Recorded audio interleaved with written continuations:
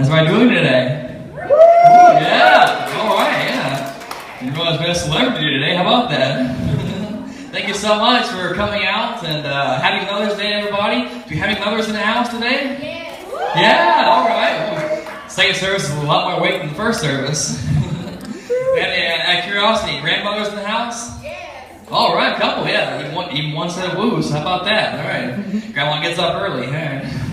It's great. I think Mother's Day is a great holiday. It's the one day, one of the many days where I roll out of bed. Mother's Day in particular, my first thought is, oh my gosh, today's Mother's Day.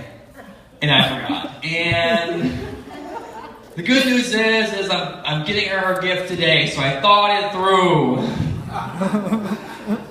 I know.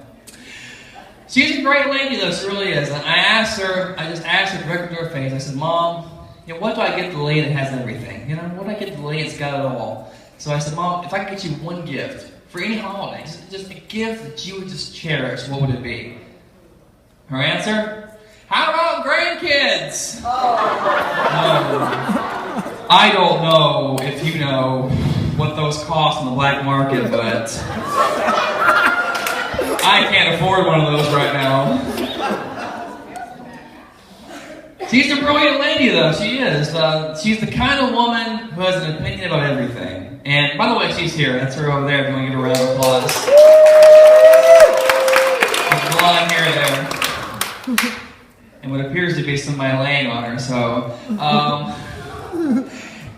going to say she's the kind of person that has an opinion on everything. She would. If I called Mom up tomorrow and wanted to talk nuclear physics, she'd have an opinion.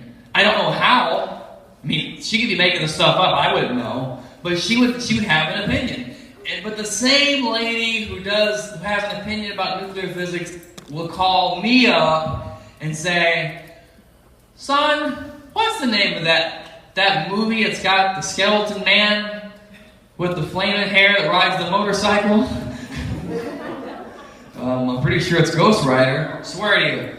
No, I don't think it's that one. Well, I'm going through the filing cabinet of skeletal men who ride motorcycles, and I just exhausted the list. It's great, though. I enjoyed living with my mother. I lived with my mother for several years. I also grew up for several years with my grandmother. Some of you have heard me do stand-up before know that. My mom and I, my brother, we lived together, and we moved a lot. And there was a lot of reasons. I mean, there was the tornado, there was the fire, there was the flood, there was the other houses we lived in.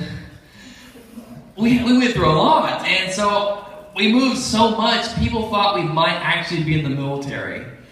And I got so tired of teachers asking me, "Are you in the military?" that I just one day I broke down and I told them the truth. I said, "No, we're not in the military, we're just poor." And every time rent day comes up, we just pack it up and move. That's how we do it, we just save money that way. I'm actually the first time I'm dating a mom. None of you moms. I'm dating a mom. She's over there though. If you were here first service, I was a lot less careful. I'm gonna be careful because we're both here now.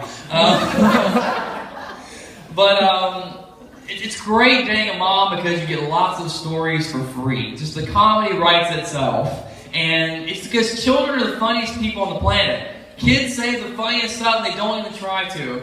I remember we would go watch a movie, and full disclosure, when you're dating somebody who's a mom, sometimes you can't always go out by yourself. You have to take the child with you, which is fine. I like kids. And so the three of us go out to the movie, and we go to watch I think it's The Jungle Book. Now, spoiler alert, CGI animals are killed in the making of this film.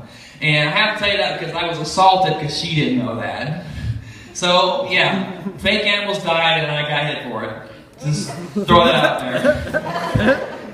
But we're watching this film, and there's a rock in the movie, and she says to me, "We should go rock climbing." And I'm like, "I don't know if there's a mouse in your pocket, but I'm not going rock climbing."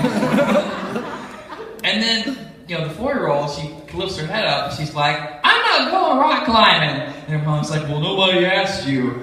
I'll go without you. We don't need you." And she just, I don't know where she gets this stuff from. She looks at her mom and goes, "Yeah, well, then you're gonna die." Which just means she knows her mom really well. Because that's exactly what would happen. I can't say anything. I can't go rock climbing because I would die indoor rock climbing somehow. With the harnesses and the ropes and everything, I would be dead somehow. So I can't do it. But I'll tell you this one. We were actually driving around recently. I was feeling very sick, and the very compassionate car was telling me if I didn't get better, they're putting me out. So, yeah. But the 4-year-old decides to give her opinion about my illness, and you should know this in advance, she has a bit of a lisp. So certain words she can't say right. So if you've heard me talk before, she sometimes calls me Caesar. Which is very flattering, I think. But it's weird when we go get pizza, she's like, that's where you work. No, it's not. But we're riding in the car, and she says to me with her lisp, she says, if you don't stop acting up, we're going to drop you off at the hospital and leave you like Grey's Anatomy.